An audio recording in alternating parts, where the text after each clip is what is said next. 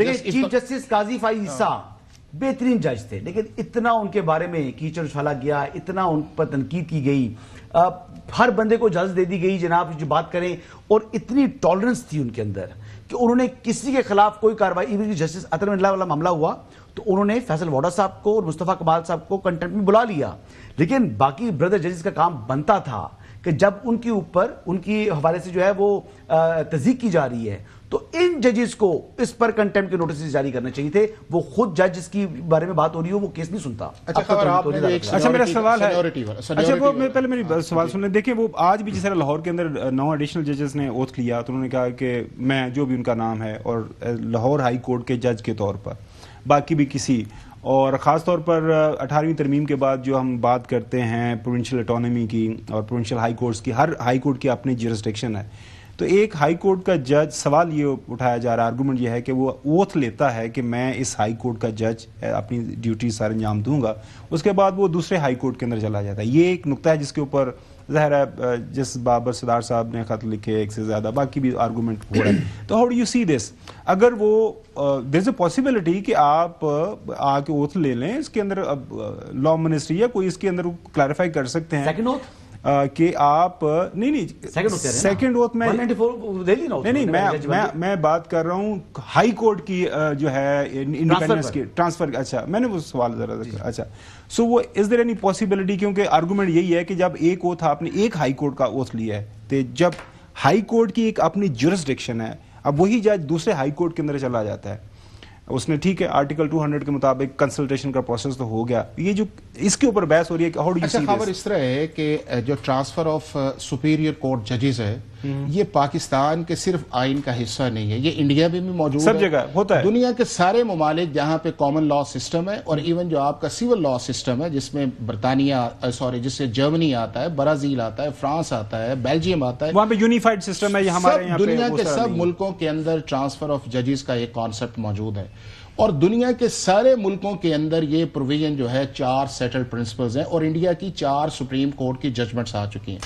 Number 1 اس کے اندر یہ ہے کہ جو سینیورٹی کا پرنسپل ہے from the date of initial appointment آتا ہے، ہو گیا. نمبر 2 یہ ہے کہ اس کیڈر کے اندر یعنی ہائی کورٹ کے جو ججز ایک ریاست کا ہو سکتا ہے، 10 ریاست سٹیٹس ہو سکتی ہے، یا 4 پروونسز ہے، ان کی پورے پاکستان کے اندر جو ہے وہ ایک ہی سینیورٹی جو ہے وہ کامن جو ہے وہ کیری کرتی ہے. یعنی کہ اگر آج یہ 9 ججز آئے ہیں، ان کی اگر سینیورٹی کیری کرے گی تو پورے ملک کے اندر ان 9 ججز کی کیری کرے گی.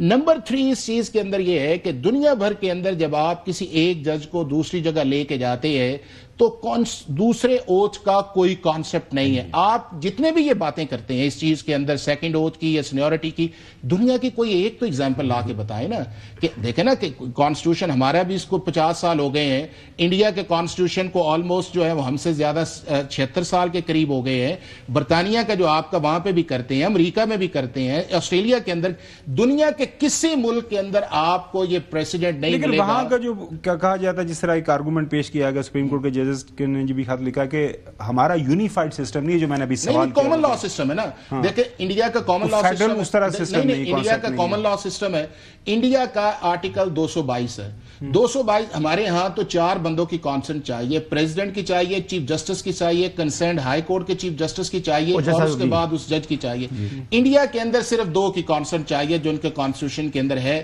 ایک پریزیڈنٹ انڈیا کا اور دوسرا چیف جسٹس جو ہے. اور اگر کسی جج کو وہ ٹرانسفر کرتے ہیں تو صرف وہ ریپرزنٹیشن کر سکتا ہے. اب اس ریپرزنٹیشن اگر وہ پریزیڈنٹ ایکسپٹ کر لے تب بھی بات ٹھیک ہے، اگر وہ نہ ایکسپٹ کرے تو وہ یہ نہیں کہہ سکتا کہ ایز اے رائٹ جو ہے میں یہاں پہ اسٹے کروں. اب دنیا کے اندر کسی جگہ آپ جب کسی جج کو دوسری جگہ لے کے جاتے ہیں تو it's not a fresh appointment. High court سے سپریم کورٹ کے اندر اگر آپ ایک دوسرا جوڈیشل فورم چینج کرتے ہیں تو وہ پھر آپ کا دیکھیں میں نے جیسے پولیس والے آتے ہیں FIA میں لیتے ہیں وہ وہاں پر میں نے اوتھ لیا ایز اے ایڈیشنل جج جس طرح آج انہوں نے لیا.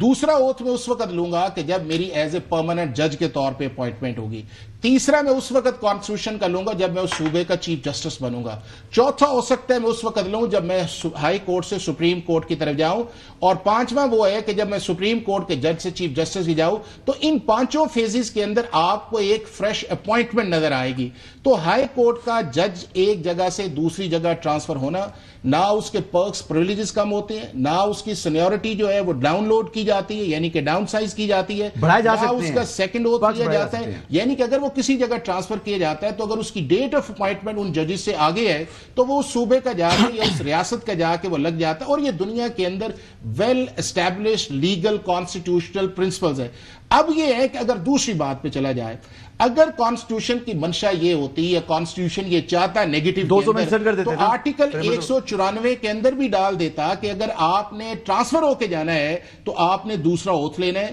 یا اس کے بعد آرٹیکل 200 کے اندر ڈال دیتا کہ آپ کی جو سینیورٹی ہے وہ بائی ٹرانسفر جو ہے وہ دوسروں سے اس جگہ جا کے اگر 10 لگے ہوئے ہیں تو آپ 11ویں نمبر پہ جائیں گے. تو اگر کانسٹیٹیوشن کے اندر کوئی نیگیٹو چیز نہیں ہے اور کانسٹیٹیوشن کی کمانڈ یہ ہے اور دنیا کا پرنسپل یہ ہے, تو میرا یہ ہے کہ اس کو ہم نے بات انہوں نے انسرٹ نہیں کی. آپ یہ سمجھتے ہیں کہ ایک کوما ایک فل سٹاپ کانسٹیٹیوشن کے اندر اٹ مینز ایوری تھنگ.